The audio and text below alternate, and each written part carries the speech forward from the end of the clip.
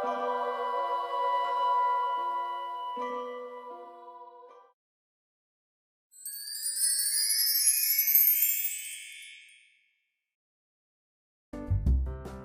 bienvenidos una vez más a estos videotutoriales de matemáticas. El día de hoy vamos a ver cómo todos los números que hemos visto, los enteros, los naturales, los racionales, todo eso, están relacionados en subconjuntos. Por esa razón el video dice subconjuntos de números. En realidad este video va a ser más teórico que práctico, ya que es más que nada aplicar lo que vimos de subconjuntos precisamente a ese tipo de números. Entonces, primero vamos a recordar de forma más rápida qué es un subconjunto, ya sin tantas explicaciones como en el video anterior. Cuando nosotros tenemos una agrupación de elementos, por ejemplo el menos 4, el 6, el 7, el 15, el 6, menos 6, 12, tenemos una agrupación de datos o de elementos. A esa agrupación nosotros la llamamos conjunto. Conjunto. Vamos a ponerle A. Luego, dentro de nosotros lo asociábamos con un grupo en el que estamos con nuestros compañeros de la escuela. Luego, de todos esos elementos que ya están agrupados, podemos formar grupos más pequeños. Ahí está, por ejemplo ese. Entonces, a estos pequeños grupos que se pueden formar y que son más pequeños y que se pueden formar con los elementos de un conjunto, se le conoce como subconjunto. Subconjunto. Vamos a ponerle la letra B. Esto lo comparábamos, por ejemplo, que el conjunto es el grupo en el que estamos estudiando. Por ejemplo, yo les decía el tercero C. Y los subconjuntos son los grupitos de amigos que se forman adentro de este grupo. A lo mejor el de los deportistas, a lo mejor el de los inteligentes, a lo mejor el de los que están a la moda. Entonces, el conjunto sería todo el grupo de alumnos en el que estamos. Y los subconjuntos son esos pequeños grupitos que se forman adentro de ese grupo. Así lo podemos observar. Ahora bien, para indicar que una agrupación está dentro de la otra, o bien que una agrupación es un subconjunto de la otra, utilizamos la siguiente nomenclatura. Escribimos el subconjunto, el nombre, subconjunto, luego, aquí le pongo una línea, luego escribimos el símbolo y luego del lado derecho escribimos conjunto.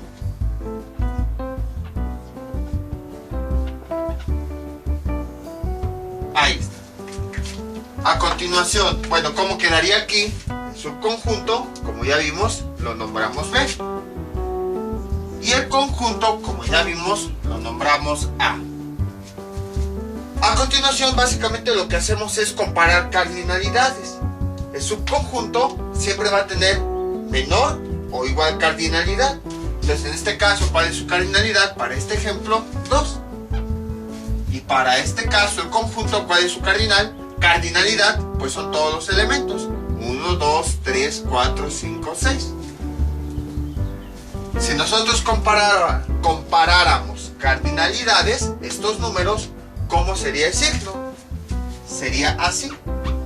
Menor, o también podría ser el caso de que sea igual. Pero ahorita vamos a quedarnos con menor. Por esa razón, el subconjunto siempre se escribe a la izquierda y el conjunto se escribe a la derecha. Porque los subconjuntos van a tener cardinalidades menores. Ahora bien, ¿qué símbolo es el que utilizamos? Hay dos símbolos dependiendo del tipo de subconjunto que es.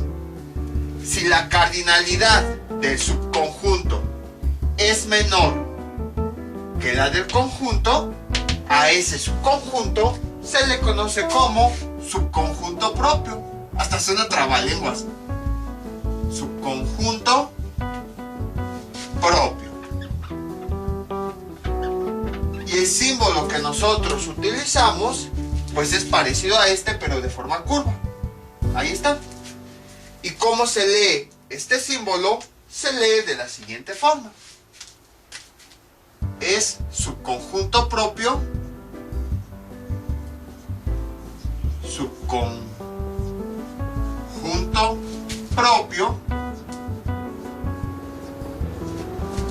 de, y entonces decimos el nombre del subconjunto, B, luego decimos esta frase, que es lo que significa este símbolo, es subconjunto propio de, y luego decimos el nombre del conjunto, A. B es subconjunto propio de A. Entonces, cuando la cardinalidad del subconjunto es menor que la del conjunto, se le conoce como subconjunto propio. Y utilizamos este símbolo para representar que un subconjunto que es propio pertenece a un conjunto, como aquí, que este pequeño grupito pertenece a todo este grupo. Ahora, existe otro tipo de subconjunto. Voy a borrar aquí. Bueno, nada más esto. Bueno, antes, aunque el nombre completo se dice B es subconjunto propio de A, muchas veces, ya por la rapidez de que queremos estar hablando de subconjuntos y todo eso, a veces se omite la palabra propio. Entonces, en algunas ocasiones en los libros van a encontrar que hablan de subconjuntos, nada más dicen B es subconjunto de C, de A. Entonces, el nombre completo es B es subconjunto propio de A. Pero muchas veces nada más se dice así, B es subconjunto de A. Lo que esta palabra de propio pues nos permite saber que la cardinalidad del subconjunto es menor que la cardinalidad del conjunto principal. Pero a veces cuando no nos interesa tanto ver si tiene una cardinalidad menor, pues es cuando nada más se dice es subconjunto de. Entonces, el nombre verdadero de este subconjunto es subconjunto propio, pero esa palabra de propio se omite. El otro tipo de conjunto ocurre cuando tenemos lo siguiente. Vean, tenemos aquí nuestro conjunto principal y de repente queremos hacer un grupo de los deportistas que hay y resulta que todos son deportistas. Entonces hacemos otra agrupación con los mismos elementos que tenía el conjunto principal. Ese también es subconjunto. Entonces también pueden existir subconjuntos que se formen no solo con unos cuantos, sino con todos los elementos del conjunto principal, como el caso en el que les ponía. Imagínense que están en el grupo tercero C, todos sus compañeros, todos están en el grupo tercero C, y entonces llega alguien y hace una encuesta y quiere, de todos los alumnos, quiere tomar la pequeña porción que son deportistas, pero resulta que en este caso todos los alumnos de ese grupo también son deportistas. Entonces, si se dan cuenta, el grupo principal, que es tercero C, en su interior se trató de hacer un pequeño grupo que son los deportistas, pero resultó que eran todos los mismos elementos. Entonces, en este caso, tanto el conjunto como el subconjunto tienen la misma cardinalidad, puesto que tienen los mismos elementos. Si lo vemos desde el punto de vista de A, todos los elementos de A, ¿cuáles son? Este y este. Si quieren lo vuelvo a borrar para que no nos perdamos. Ahí está. Todos los elementos de A son estos. Y cuando hicimos ese grupo de cuántos deportistas hay, pues nos dimos cuenta que también todos eran deportistas. Entonces hicimos un grupo adentro con todos los elementos. Entonces ahora los elementos del conjunto B también son los mismos todos que los del conjunto A. 1, 2, 3, 4, 5, 6. Entonces, cuando esto ocurre, este subconjunto, En algunos casos nada más lo llaman como subconjunto. Pero en otros casos, esto sí lo he visto rara vez, casi no lo he visto. Cuando el conjunto y el subconjunto tienen la misma cardinalidad y los mismos elementos, se les dice como subconjunto impropio. Y el símbolo que se utiliza para representar es este, pero con una línea aquí abajo, precisamente para indicar que la cardinalidad de su conjunto es menor, pero en este caso también es igual. Entonces, aquí tenemos el subconjunto B, que es este. Aquí tenemos el conjunto A. Si se dan cuenta, se nombran de la misma forma. El subconjunto del lado izquierdo, el conjunto del lado derecho. Lo único que cambia es el símbolo, que se le agrega la línea de aquí abajo para indicar, como cuando teníamos este símbolo de menor o igual, la línea de abajo, bueno, X menor o igual que 5, con la línea de abajo estábamos indicando que X podía ser igual a 5. Pues algo similar está ocurriendo aquí. Con la línea de abajo estamos indicando que la cardinalidad de este subconjunto o el número de elementos de este subconjunto es igual a la cardinalidad del conjunto principal o el número de elementos del conjunto principal. Entonces, en varios libros, ¿cómo se lee? Se dice que nada más se lee de la siguiente forma: B es subconjunto de A. Bueno, se dice el nombre del subconjunto, se lee esta frase, es subconjunto de, y se lee el conjunto principal. Si se trata de un subconjunto impropio, entonces ya la forma completa sería propio. Se leería: B es subconjunto impropio de A. Y así es como se lee. Entonces, cuando un subconjunto tiene una cardinalidad menor a la del conjunto principal, se le conoce como subconjunto propio.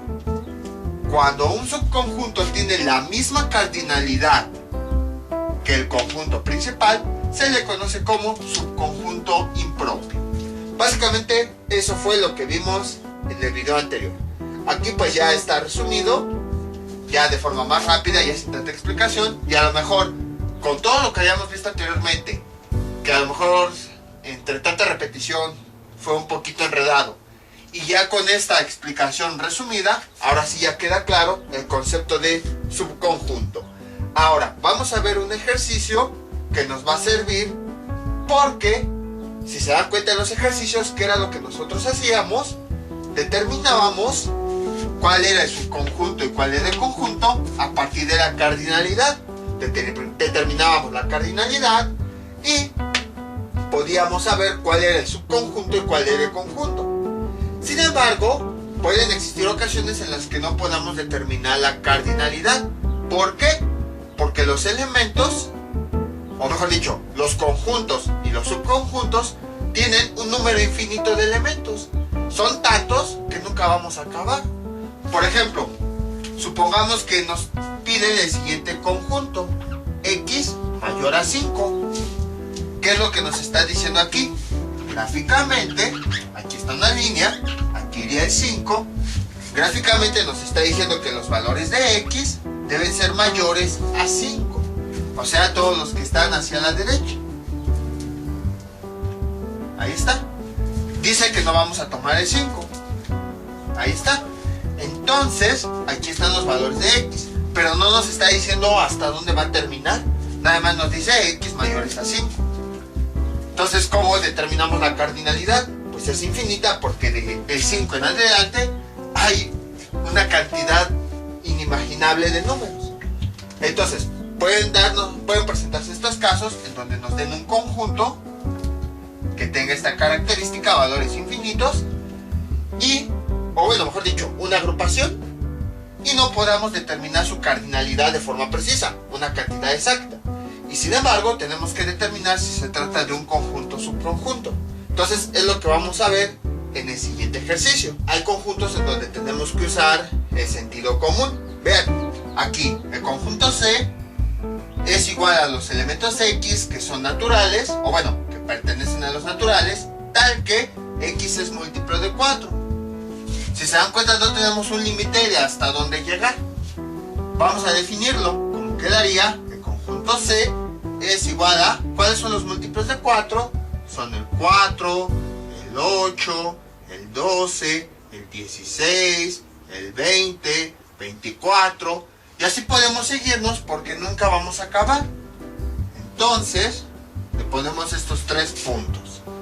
Ahora, vamos con el conjunto D. Dice, X que pertenece a los naturales. X es múltiplo de 2. En otras palabras, ¿cuáles son los valores? 2, 4, 6, 8, 10, 12, 14, 16, 18, 20 y los 3 puntitos, bueno, aquí me falta una coma, para indicar que los elementos continúan. Y pues en ambos casos cerramos las llaves. Ahora, son conjuntos infinitos, si se dan cuenta, porque no hay un límite. Y si determinamos su cardinalidad, pues como la numeración va a continuar, pues no sabemos hasta dónde vamos a llegar. Tiene infinitos valores. Entonces, sus cardinalidades no son cantidades así concretas. De hay una determinada cantidad de elementos. No, ni siquiera sabemos cuántos va a haber. Son tantos los números que no sabemos en ninguno de los dos conjuntos cuántos va a haber. Pero entonces, si no sabemos cardinalidades, ¿cómo vamos a saber cuál es un subconjunto de cuál? Es bastante fácil. Vean. Tenemos aquí este conjunto. Tenemos aquí esta otra agrupación. Vean. Aquí tenemos el 4, que en donde aparece en este conjunto. Aquí tenemos el 8 y aquí aparece este conjunto. Aquí tenemos el 12 y aparece en este conjunto. Si se dan cuenta, ¿qué fue lo que hicimos? Varios números de este conjunto fueron los que agarramos para crear esta nueva agrupación. Vean, mientras que aquí, ¿cuántos números aparecen? 2. Para que aparezca el 4, aquí aparece 1. Luego, ¿cuántos números vuelven a aparecer aquí? Otros 2. Para que aquí aparezca el otro número. Entonces, si se dan cuenta, mientras que en este conjunto, hasta que aparezca el 8, ya llevamos 4 elementos. 1, 2, 3, 4. En este otro conjunto, para que aparezca el 8, llevamos solamente 2 elementos. ¿Eso qué quiere decir? Que aquí la cardinalidad debe ser mayor. No sé de cuánto va a ser, solo sé que aquí va a haber una mayor cantidad de elementos. Porque aquí, para que aparezca el 4, ya aparecieron otros 2 elementos previos. Mientras que aquí, solamente apareció una vez. Luego, para que vuelva a aparecer el 8, aquí ya aparecieron 4 elementos. Y aquí apenas lleva 2. Entonces, si se dan cuenta, aquí están apareciendo más elementos de los que están apareciendo acá. Por esa razón es que esta cardinalidad es más grande. Aquí no sé cuántos elementos me van a aparecer, solo sé que en este conjunto va a haber más elementos que acá. Por lo tanto, este conjunto es el conjunto principal. Por eso les decía, aquí es más de sentido común. De que aquí podemos observar que están apareciendo, para llegar al 8, están apareciendo más elementos en este conjunto que en este. En otras palabras, aquí va a haber más elementos que en este. Y este es el subconjunto.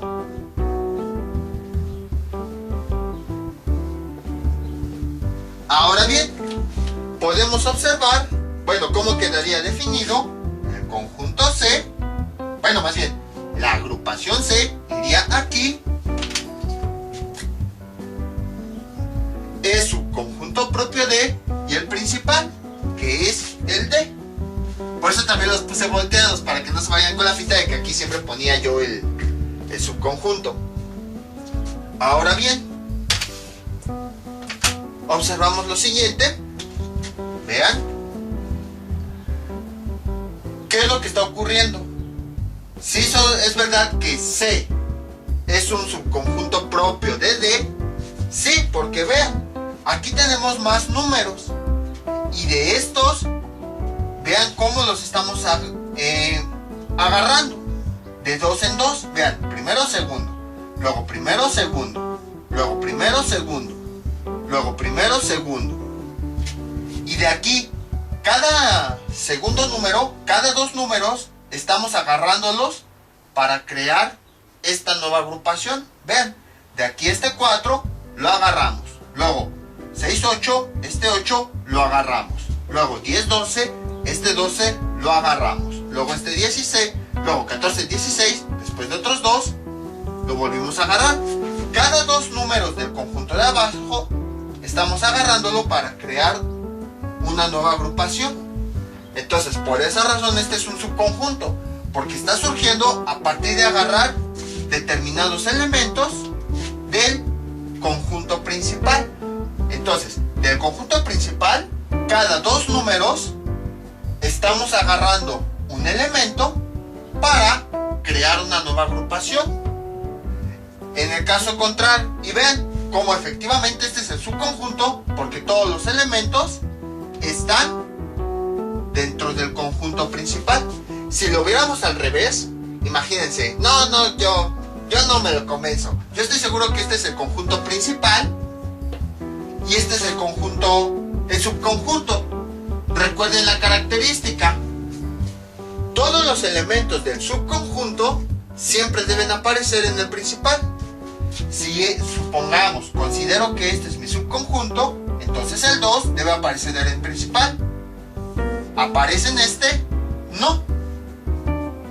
A lo mejor dirán, bueno, es que no están acomodados. Pues simplemente hay que extenderlos más.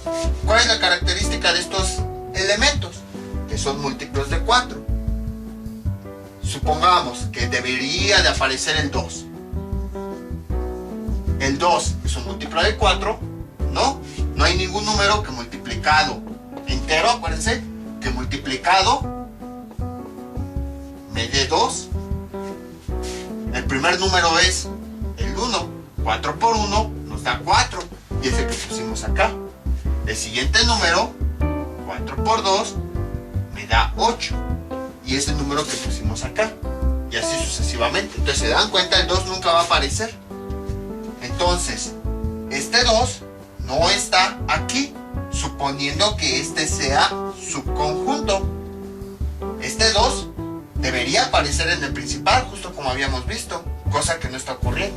Entonces, ¿qué quiere decir? Que no, que este no es subconjunto. Pero en cambio, si los analizamos al revés, o sea, que ahora este sea el subconjunto y este el principal,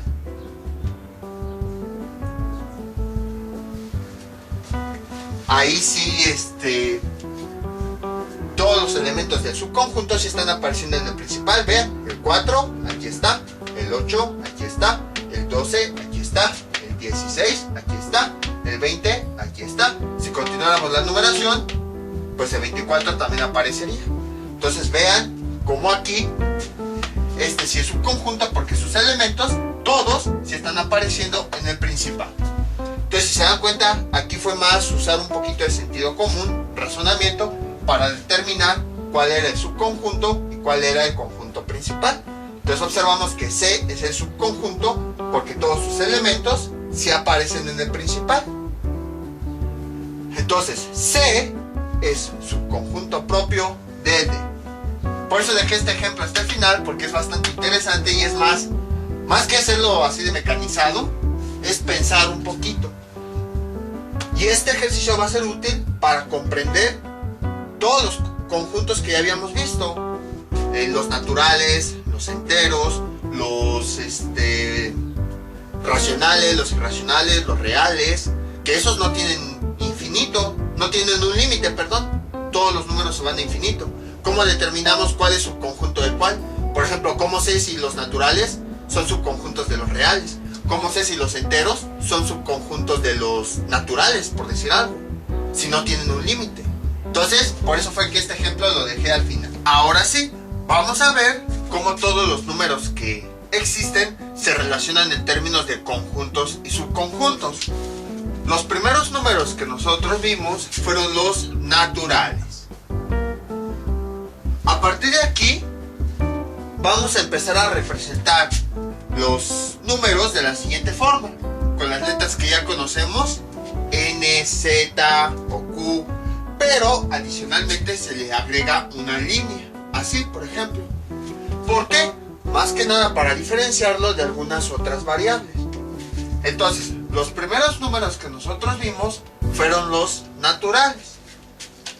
¿Cómo son los naturales? Pues son los números que utilizamos para contar. ¿De dónde a dónde van? Si lo dibujamos aquí, serían, van desde el 1 sí lo podemos tocar, hasta el infinito positivo. Estos son los números naturales. Para saber si es subconjunto o es un conjunto, pues necesitamos otra agrupación de números, porque así solito pues no podemos saber si es un subconjunto o es un conjunto. Los siguientes números, ¿cuáles eran? Los enteros. En este caso se le agrega una línea en esta parte. ¿Cuáles eran los enteros? Son todos aquellos números, tanto positivos como negativos, incluyendo el 0, que cuentan cosas enteras, es decir, no tienen parte decimal. ¿De dónde a dónde van esos números? Veamos. Van desde menos infinito, o sea, el más grande, negativo que puede existir, pasando por 0. Aquí el 0 es como el cambio de signo. Vamos a los negativos y cambiamos a los positivos. Y luego continuamos hasta llegar a más infinito. Es decir, al número más grande positivo que puede existir. Ahora, ¿cómo podemos saber cuál es un conjunto y cuál es un subconjunto? Analizando lo siguiente. Vean los números naturales. ¿De dónde a dónde van? Desde 1 hasta infinito. Vean los números enteros. ¿Desde dónde van? Desde el negativo más grande hasta el positivo más grande. Si nosotros juntáramos los números naturales con los enteros, ¿cómo quedarían? Aquí le ponemos el 1, en donde empiezan los naturales, y continuarían hacia acá, hacia los positivos. Entonces, si se dan cuenta, los naturales en realidad están adentro de los números enteros. De hecho, hay ocasiones en las que a los naturales también se les conoce como los enteros positivos. Se pone igual a z y aquí se le agrega un más. Vean, tiene sentido. Los naturales van desde 1 hasta infinito. Si los ponemos en la gráfica, simplemente ocupan la parte de los positivos. Y entonces, imagínense que aquí tenemos todos los enteros negativos. Menos infinito, aquí sería menos 4, menos 3, ay, me equivoqué, menos 3, menos 2, menos 1, 0. Y luego aquí tenemos los enteros positivos, el 1, el 2, el 3, el 4 y así sucesivamente. Si nosotros encerramos todos los enteros, ¿cómo quedarían? Serían todos estos. Y ahora, si dentro de esta misma recta numérica encerráramos todos los puros números naturales, ¿cuáles? Bueno, dejen aquí le pongo con verde, Z. Ahí está. Si yo encerrara ahora todos los números naturales dentro de esta misma recta, ¿dónde quedarían? Sería nada más hasta acá, todos estos. Entonces, estos son los naturales. Entonces, aquí se puede observar cuál es el subconjunto y cuál es el conjunto. El subconjunto son los naturales, porque vean, es una pequeña agrupación que está dentro de una agrupación más grande. Entonces, por eso hicimos los diagramas y recordamos así subconjuntos y conjuntos y todo eso. Vean, si se dan cuenta, los naturales son los subconjuntos. Esa agrupación de números naturales en realidad es un subconjunto. Y esa agrupación de todos los enteros en realidad es el conjunto. Entonces a este vamos a ponerle sub. Y a este vamos a ponerle con, de conjunto. Y como los nombrábamos, del lado izquierdo poníamos cuál era su conjunto. Sería este. Ahí está. Del lado derecho poníamos el conjunto, que ya vimos es Z. Y ahora, ¿qué símbolo es el que nosotros tenemos que poner? Tenemos que poner este símbolo o tenemos que poner este símbolo. Acuérdense que con este símbolo estamos indicando las cardinalidades. Y al igual que en el ejemplo que vimos, es fácil observarlo. Vean, tanto los números naturales como los números enteros son infinitos. O sea, si empezamos a contar desde 1, 2, 3, 4, quién sabe hasta dónde llegue la numeración. Peor aún, si empezamos desde el negativo más grande y empezamos a contar menos 4, menos 3, menos 2, 0, y luego otra vez llegamos a 1, 2, 3, 4 hasta infinito, quién sabe hasta dónde vayamos a llegar. Pero si se dan cuenta, mientras que los naturales empiezan en 1, los enteros ya contamos muchísimos, una gran cantidad. Y luego tenemos que contar todos los enteros que son positivos. Entonces, en otras palabras, en los naturales, incluso se puede observar aquí, hay una menor cantidad de elementos que en los números enteros. Mientras que los naturales es toda esta región compuesta de muchos elementos, los enteros son todos los que están aquí y también todos los que están aquí. Y vean cómo coincide también el concepto de subconjunto. Sabemos que es un subconjunto porque estos números naturales también forman parte del conjunto principal, Z, ya que el 1, el 2, el 3, el 4 y todos ellos son elementos que están en el conjunto principal. Son números enteros. Entonces, como podemos observar, la cardinalidad de n no es igual, es menor que la cardinalidad de z. Entonces el símbolo estaría así. Por lo tanto, podemos observar que los números naturales es un subconjunto de los números enteros. ¿Por qué? Porque los números naturales, como podemos observar aquí, solo forman una parte del total de números enteros que existen. Entonces ya tenemos la primera relación de números. Vamos ahora con los siguientes números. Los siguientes números, bueno, aquí está mi gato. Lo pongo ¿por qué? Porque creo que quiere salir, nada más está aquí. Entonces para que lo vean. Bueno, ¿ya te vieron, gato? Ya, vete para allá, corre. Entonces, los siguientes números son los números racionales. ¿Esos cuáles son? Se representan con la letra Q. Y a veces se le ponen unas líneas aquí en el centro, más o menos así. O sea, como si tuviera aquí un relleno la Q. Ahora, bueno, ¿cuáles son los números racionales? Son todos aquellos decimales que se pueden representar mediante una fracción. Si nosotros lo representamos en una recta numérica, ¿cómo quedaría? De la siguiente forma. Estos números van desde el negativo más grande, menos infinito, hasta... ya casi no pinta este y son relativamente nuevos. Hasta el número más grande positivo.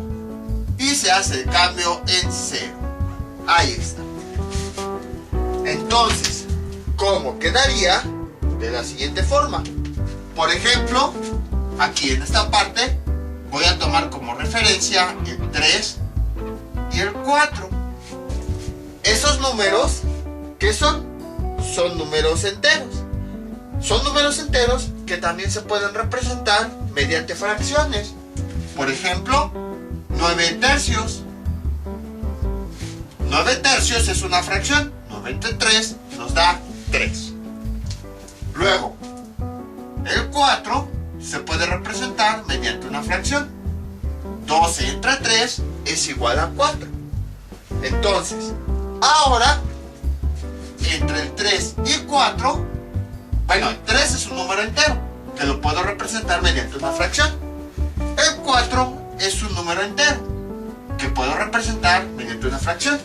Entonces, los números racionales son aquellos todos, ya de forma más general, sean enteros o decimales, que se pueden representar mediante una fracción. Por ejemplo, el 3.5, este número ya no es entero.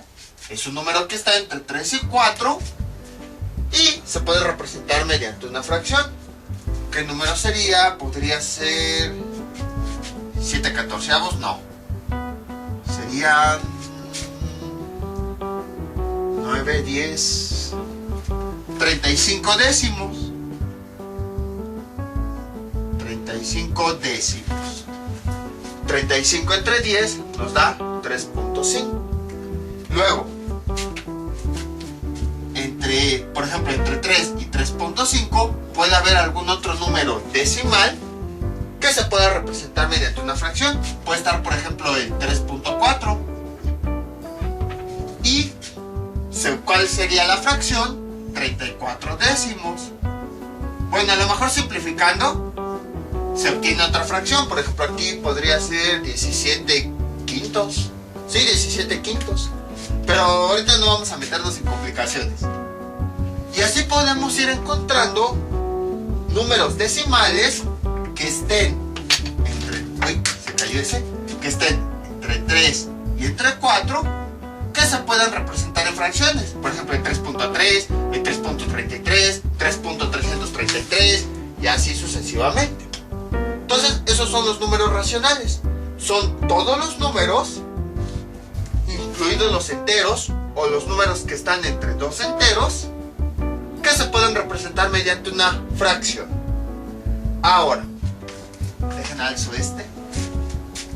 Podemos hacer lo siguiente cuando tenemos un conjunto. Imagínense que tenemos el siguiente conjunto: 14, 13, 12, 15, 9, 7. Este es mi conjunto. Y quiero crear un subconjunto. Vean, voy a tomarlo entre 14 y entre 7. O sea, si se dan cuenta, aquí creé un pequeño grupo que, aunque están alejados, sí lo pude crear. Aunque quedó este espacio, no importa, sí lo pude crear. Ahorita van a ver por qué hicimos eso. Recordemos ahora cuáles eran los números enteros. Los números enteros eran pues todos los enteros negativos y todos los enteros positivos. Entonces, ¿de dónde a dónde van? También van desde menos infinito hasta infinito, positivo, pasando por el 0, pero la diferencia es que solamente vamos a tomar números enteros. Por ejemplo, aquí el menos 1, aquí el menos 2, aquí el menos 3, aquí sería el 1, bueno, el 0, el 1, el 2, el 3. Ahí está. Ahora, si juntáramos esta recta con esta recta, ¿cómo quedarían los números? Aquí están los enteros, pero entre este y este estarían muchos racionales, porque hay muchos que se pueden representar con una fracción: un medio, un tercio, un cuarto, un quinto, un sexto, un séptimo. Luego, aquí también habría muchos racionales. Aquí también habría muchos racionales. Aquí también habría muchos racionales. Aquí también habría, entre el menos 1 y 0, muchos racionales. Estaría menos un medio, menos un tercio, menos un cuarto, menos un quinto, así. Aquí también habría muchos racionales. Aquí también habría muchos racionales. aquí también habría muchos racionales y así sucesivamente. Entre cada entero va a haber una cantidad infinita de racionales, porque puede estar, por ejemplo, aquí el 1/2, 1/3, 1/4, 1/5, 1/6, 1/7, 1/8, 1/9, 1/10, 1/11, 1/12, 1/13, 1/14, 1/1000, 1/1.000.000. O sea, puede haber infinitos números nada más en este pequeño espacio, más infinitos números en este pequeño espacio, más infinitos números en este, más infinitos en este. Ahora, así como el concepto de conjuntos, vamos a encerrar todos los números que sean racionales. Todos los números, pues sería todo esto.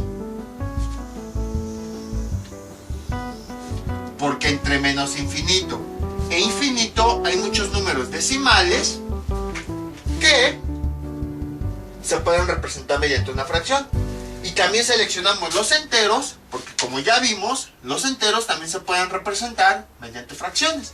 Entonces, prácticamente, si nosotros quisiéramos encerrar todos los racionales, pues serían todos estos. Hasta ahí no hay ningún problema. Ahora, supongamos que dentro de esto nos piden encierra también todos los enteros. ¿Qué haríamos? Sería algo similar así, en donde iríamos encerrando puros números extremos. Por ejemplo, sería esto. No, con otro color para que no nos confundamos. Ah, me falta otro color para que no nos confundamos entre... Bueno, a ver, con rojo. Sería este número. Sería este número. O sea, si se dan cuenta, es parecido a lo que estamos haciendo acá, que estamos encerrando los extremos y está quedando un espacio. Lo mismo aquí, estamos encerrando los extremos y está quedando un espacio.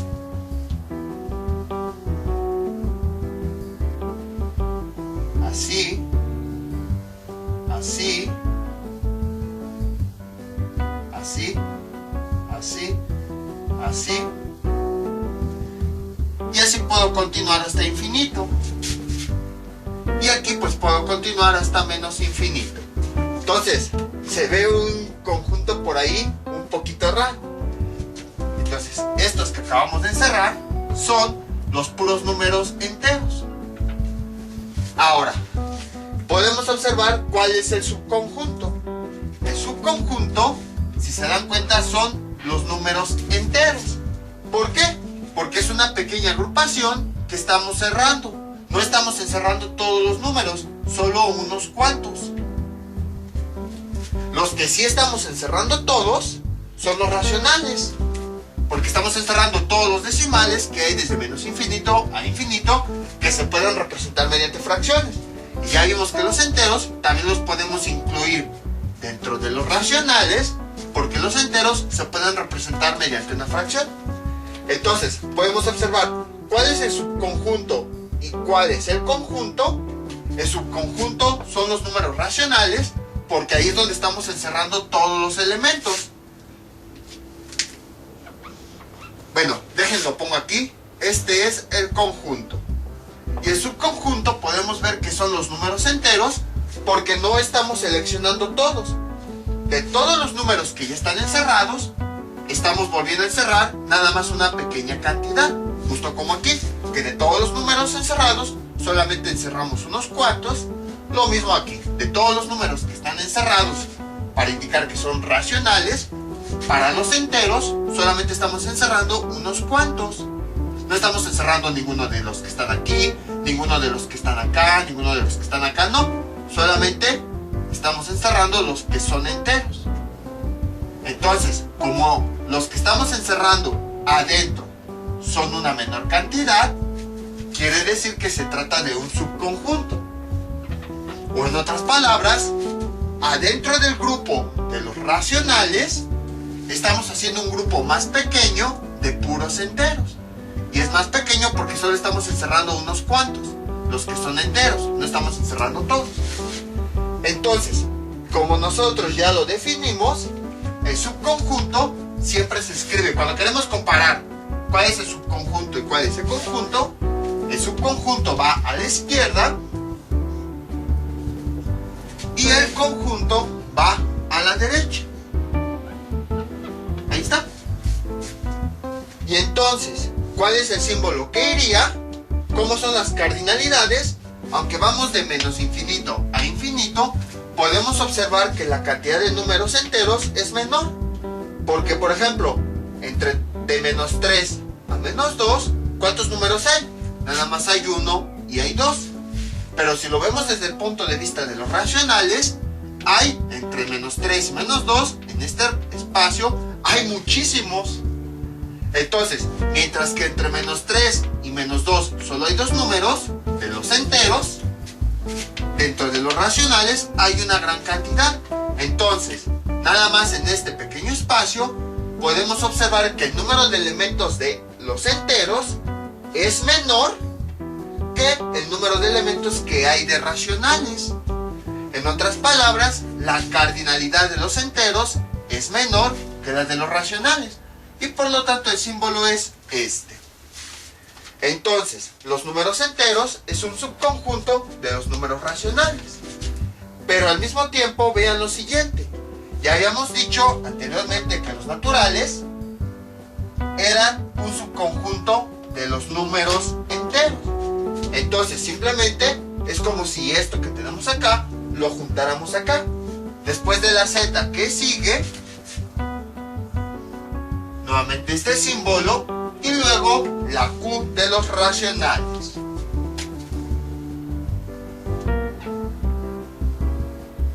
Ahí está. Nunca me ha quedado el símbolo de los racionales. Ahí está. Y entonces, así es como tenemos nuestra numeración. Los naturales son un subconjunto de los enteros. Y al mismo tiempo, los enteros son un subconjunto de los racionales. Y entonces con esto va quedando más claro. Y tiene sentido, vean. Aquí tenemos todos los racionales.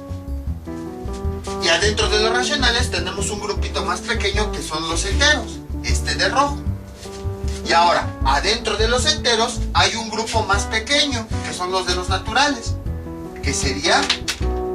necesito más colores.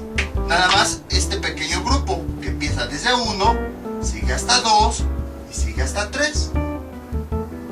Entonces es un subconjunto, por eso primero son los naturales, adentro de otro subconjunto, por eso después están los enteros, que está dentro de un conjunto más grande, que son los racionales.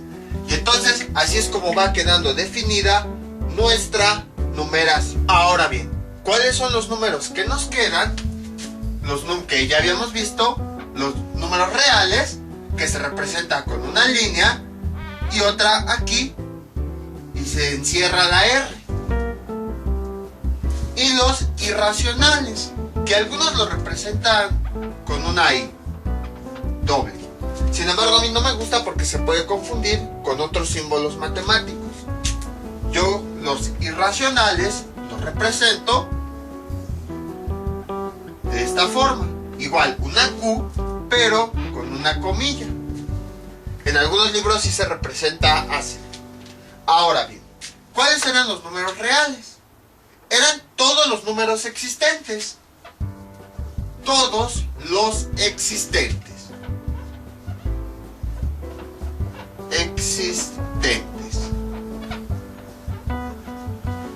Ahora, si nosotros lo representamos en una recta numérica, ¿cómo quedaría? De la siguiente forma. Aquí estaría nuestra recta, aquí estaría el 0, aquí estaría el menos infinito, aquí estaría el infinito. Ahí está. Entonces, ¿cómo estaría después? Aquí estaría, por ejemplo, el menos 2, aquí estaría el menos 1, aquí estaría el 1, aquí estaría el 2, me vengo más para acá, aquí estaría el 3, no, más para acá el 3, y hasta acá estaría el 4, y así nos seguimos hasta infinito. Ahí está. Entonces, imagínense que estos son los reales. Aquí están todos los números que existen. Imagínense que vamos a quitar todos los elementos. Empezamos quitando los naturales, los puros naturales. Por ejemplo, o bueno, mejor dicho, vamos a irlos encerrando. Primero vamos a encerrar los naturales, que serían estos.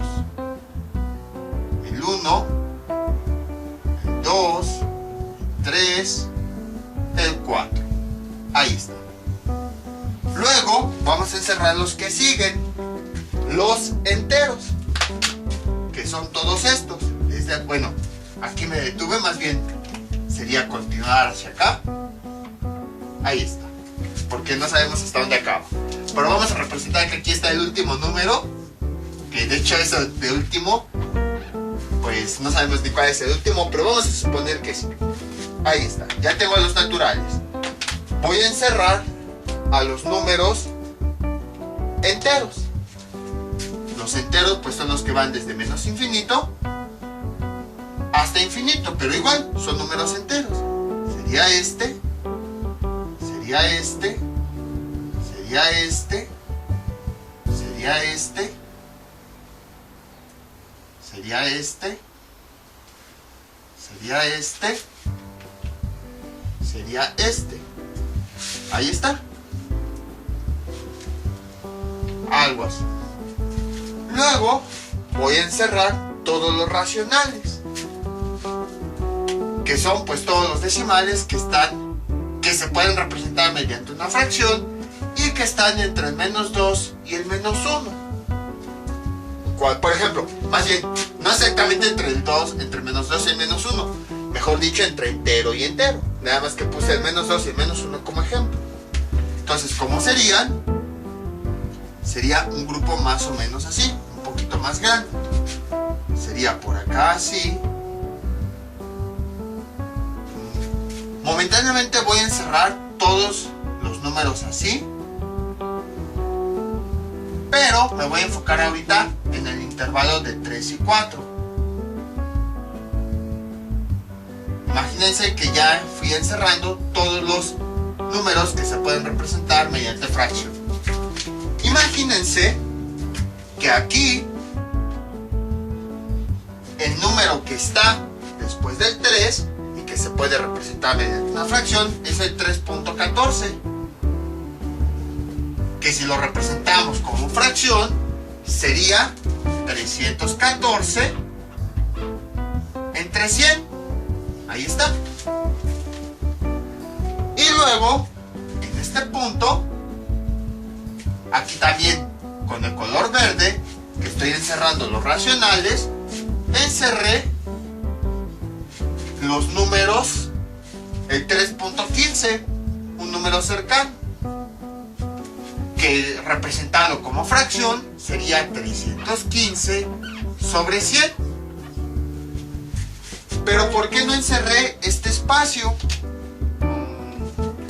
Vean, aquí va la línea de color verde para indicar que fui encerrando los números racionales. Aquí está mi línea, aquí está mi línea. Si se dan cuenta, hubo pequeños espacios que no encerré, como por ejemplo este, como por ejemplo este, aquí así. Por ejemplo aquí, este espacio no lo encerré, este espacio no lo encerré, este espacio entre 3.14 y 3.15 no lo encerré. ¿Por qué no lo encerré? Porque entre dos fracciones puede existir números con infinitos decimales que no se pueden representar con fracciones. Por ejemplo, ¿cuál de esos números es? El número pi. ¿A cuánto equivale el número pi? El número pi equivale a 3.1415, 9 y no me acuerdo qué tantos dígitos más. Pero o sea, tiene una cantidad tan grande de dígitos que no se puede representar mediante una fracción. Entonces, si se dan cuenta, los números racionales son todos los números que se pueden representar mediante fracciones. Y si yo los encierro, ¿qué me queda afuera? Afuera me quedan precisamente números como pi que no se representan con fracciones. Entonces yo no lo puedo encerrar porque solamente estoy encerrando los puros números que estoy representando con fracciones. Entre 3.14 y 3.15 pueden existir infinitos números que no se representan con fracciones. Y lo mismo ocurre con todos estos intervalos. En realidad, quitando tantito esto, si aquí esta es mi recta numérica, ¿cómo iría? Iría más o menos así. Aquí estaría en este espacio todos los números decimales que no se pueden representar entre fracciones. En este espacio estarían todos los números que no se pueden representar con fracciones.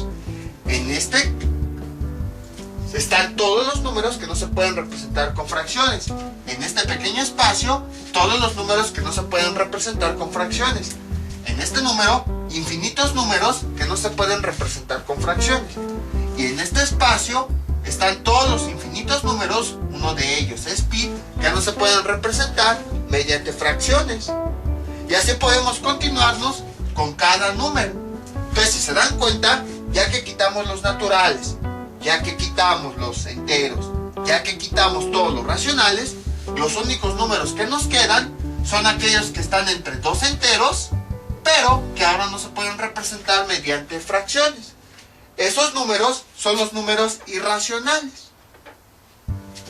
Ahora, si yo encerrara todos estos números que ya vimos que son los reales son todos los números que existen, tanto fracciones como números que no son fracciones, quedaría de la siguiente forma. Todo esto serían los números reales. Ahora sí, el conjunto de los números reales abarcaría todos los números. Pero dentro de los reales, básicamente existen dos tipos de números. Tenemos los reales, aquí. Serían los racionales, que son números que se pueden, bueno, con sus líneas de aquí adentro. Los racionales, que son números que se pueden representar mediante fracciones, como 3 décimos. Y los irracionales. La verdadera clasificación de los números sería esa. Los que se pueden representar mediante fracción, porque eso incluye al 0. El 0 pues podemos representarlo con esta fracción, 0 entre 3. Eso también incluye a los enteros. Un entero ya vimos que se puede representar mediante una fracción. Por ejemplo, este 2 lo podemos representar así. 10 entre 5 nos da 2. Los racionales, que se pueden representar mediante fracciones, y los irracionales, que no se pueden representar con fracciones. En este caso sería el número pi. Entonces, si se dan cuenta, ¿qué es lo que tenemos? Básicamente tenemos dos números. Un número tiene dos opciones.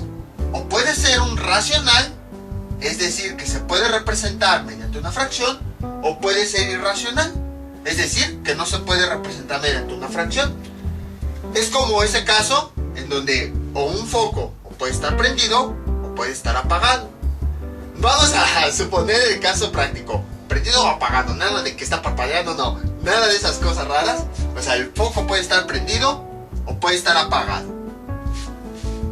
Pero bueno, incluso cuando parpadea, ¿qué es lo que está haciendo? Está prendido, apagado, prendido, apagado. Así rápido. Pero o está prendido o está apagado. Se prende, se apaga, se prende, se apaga. Pero no está en los dos estados al mismo tiempo, exactamente al mismo tiempo. Un instante está prendido, un instante está apagado, un instante está prendido, un instante está apagado, así. Pero no ocurre eso de que la mitad está prendido, la mitad apagado al mismo tiempo. Algo similar está ocurriendo con los números. Todos los números que existen o se pueden representar mediante fracciones o no se pueden representar mediante fracciones. Entonces, podemos observar que básicamente los números reales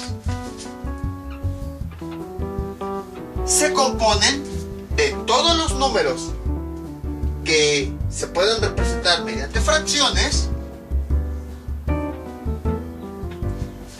junto con todos los números más que no se pueden representar mediante fracciones. Y lo podemos observar en el diagrama. Los números reales son todos estos, todos los que estoy cubriendo con color azul, todos los que existen. Y adentro tenemos los números racionales, que son estos que son de verde, y los números irracionales, que son los que nos quedaron. Entonces, si se dan cuenta, la unión de los números que están encerrados de color verde y los números que no encerramos porque no son fracciones, pues nos da la unión de todo, todo completo. Es como si, por ejemplo, aquí voy a unir esto que está encerrado de verde con lo que no está encerrado de verde. Aquí voy a encerrar lo que ya está de verde con lo que no está de verde. Aquí voy a encerrar lo que ya está de verde, que son los racionales, con lo que no está encerrado de verde, que son los irracionales. Y así sucesivamente. Entonces vean cómo los números reales se componen de los números racionales, que son los que encerré de verde, y los números irracionales, que son los que no están encerrados de verde, porque me están representando los números que no son fracciones. Por eso se quedaron afuera, porque esto de verde me representa esos números que sí son fracciones. Lo podemos ver aquí, por eso dejé este intervalo más grande. Aquí este de verde está encerrando a los números que sí se pueden representar mediante fracciones. Y aquí afuera están los números que no se pueden representar mediante fracciones. Los números racionales son los que se representan mediante fracciones. Los números irracionales son aquellos que no se representan mediante fracciones, como estos. Entonces, si yo encierro todo aquí, por ejemplo, nada más en este intervalo, si yo encierro el 3 y el 4, ¿qué es la...? Imagínense que este pequeño fragmento me representa los reales. ¿De qué se forma? Se forma de todos los números que se representan mediante fracciones, más todos estos números que quedaron afuera, que no se representan mediante fracciones. O sea, los números racionales, que son fracciones, más los números irracionales, que no son fracciones. Y lo mismo pues ocurre entre cada intervalo, entre el 2 y el 3, entre el 1 y el 2 y así. Entonces los números reales se forman la unión de los números racionales y de los irracionales. Los racionales son aquellos que se representan con fracciones, aunque sean enteros, y los irracionales son los que no se representan mediante fracciones. Entonces, por esa razón es que a veces así se representan los números. Ahora, como podemos observar, los números racionales, ¿cómo son con respecto a los reales? ¿Cómo son? Vean, los reales son todos estos números. Y los racionales nada más son estos de color verde. Entonces, si se dan cuenta, los números racionales son un subconjunto. ¿Por qué? Son un subconjunto porque los reales son todos estos, son todos. Y dentro de los reales, los racionales, solo estamos seleccionando aquellos que se pueden representar mediante fracciones. No estamos seleccionando todos los elementos, solo aquellos que se pueden representar mediante fracciones. Los otros números, los que no se pueden representar mediante fracciones, los estamos dejando fuera. Solamente estamos seleccionando unos cuantos números, los que se pueden representar mediante fracciones, del total de números que existen. Por esa razón este es el subconjunto y los reales es el conjunto principal. Y entonces, ¿cómo quedaría definido? De la siguiente forma. Los racionales, ahí está, son un subconjunto de los reales. Y ahora, de la misma forma, los irracionales también son un subconjunto de los reales. Ahí está. ¿Por qué?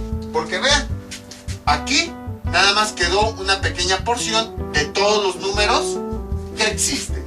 Aquí nada más quedó una pequeña porción sin encerrarse de todos los números que existen. Aquí es más claro verlo. Quedó una pequeña porción porque todos los demás números ya se encerraron.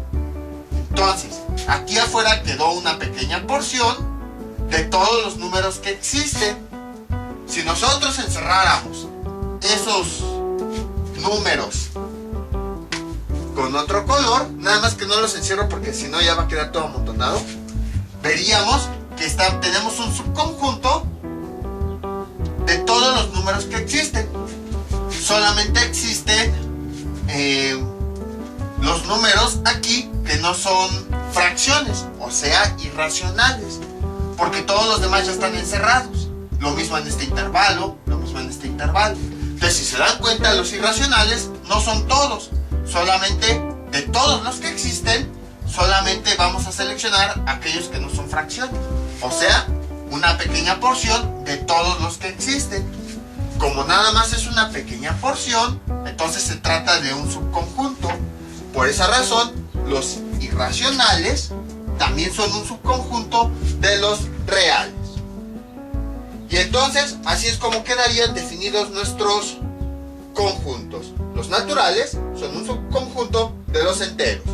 Y los enteros son un subconjunto de los racionales. Y los racionales, justo como podemos observar aquí, son un subconjunto de los reales. Ahí está. Esto lo quitamos. Y los irracionales, esos sí no se pueden relacionar aquí, porque como ya vimos, por ejemplo, algunos naturales sí pueden ser enteros, algunos enteros sí pueden ser racionales, pero como podemos observar, los números o son racionales o son irracionales. No existe un número que sí y que no se pueda representar mediante una fracción. O sí se puede o no se puede. Entonces, por esa razón, así quedaría separados los irracionales de los racionales. Entonces, si continuáramos la cadenita, como podemos observar, los naturales son un subconjunto de los enteros. Se puede observar aquí, esta línea azul es un subconjunto de los enteros, que son los de rojo. Y al mismo tiempo, los enteros son un subconjunto de los racionales. Se puede ver aquí como esta línea de rojo, que son los enteros, está adentro de esta línea verde, que son los racionales. Y al mismo tiempo los racionales son un subconjunto de los reales, porque podemos observar que aquí nada más estamos encerrando los que se pueden representar mediante fracciones. Y es una pequeña porción de todos los números reales que existen. Y por otro lado, los irracionales, que son los números que quedaron afuera, ya que no se pueden representar mediante otra fracción, pues también son un subconjunto de los reales, porque del total de números que existen, solamente vamos a seleccionar aquellos que no se pueden representar mediante una fracción. No vamos a seleccionar todos. Y entonces así quedarían definidos los conjuntos de números. Esto es un poquito abstracto, traté de explicarlo lo mejor que se pudo. Y así es como se relacionan todos los conjuntos de números. Como les había comentado, esto era lo que íbamos a ver más adelante. Y de hecho, todavía esto se puede estudiar más. En todas las ramas de las matemáticas, siempre que iniciamos una nueva sección, les digo, en esta sección vamos a estudiar esto. Pero cuando empezamos con álgebra 2, no les dije qué era lo que íbamos a estudiar. Luego empezamos con conjuntos. ¿Por qué? Porque necesitábamos ver los conjuntos para saber ahora hacia dónde nos dirigimos. Empezamos con conjuntos porque tenemos que tener bien clara esta idea, para que así podamos estudiar de forma detallada cada uno de estos subconjuntos que existen. ¿Y para qué los estudiamos? Para que podamos resolver la siguiente operación, raíz cuadrada de un número negativo, que habíamos dicho que no tiene solución. Ya medio expliqué que sí podía ser su solución, pero no a detalle. Entonces, necesitamos conocer el concepto de conjuntos para poder trabajar los números desde el punto de vista de conjuntos, para darnos cuenta que la solución de esta operación no existe dentro de ninguno de estos tipos de números. Y que lo que necesitamos, pues encontrar un nuevo conjunto de números. Y con ese nuevo conjunto de números vamos a poder resolver ecuaciones que antes no podíamos resolver, como por ejemplo x cuarta más 2x a la 3 más 3x más 5x cuadrada menos x más 4 igual a 0. Entonces, si se dan cuenta, todo es una cadenita. Necesitamos conocer los temas de conjuntos para poder manejar los conjuntos de números, para darnos cuenta que no existe un conjunto de números que me permita solucionar esto. Entonces necesitamos conocer un nuevo tipo de números que nos permita solucionar esto. Y ya que sepamos cómo solucionar esto, podemos resolver ecuaciones polinómicas de cualquier tipo, porque puede haber ocasiones en las que en una ecuación tengamos como resultado esto, y tenemos que saber qué hacer cuando tenemos raíces negativas. Ese es el objetivo de esta segunda parte de álgebra, saber cómo solucionar este tipo de ecuaciones, y también otras ecuaciones como de este tipo, x más 3 menor a x menos 5. Básicamente hacia eso nos dirigimos, a resolver este tipo de ecuaciones, y con eso ahora sí álgebra estaría completo. Pero pues obviamente necesitamos conocer la teoría de conjuntos antes de poder resolver este tipo de operaciones. Entonces, esto sería todo por el día de hoy. Mientras tanto yo me despido, no olviden suscribirse, dejar sus comentarios y nos vemos para el próximo video tutorial. Hasta luego.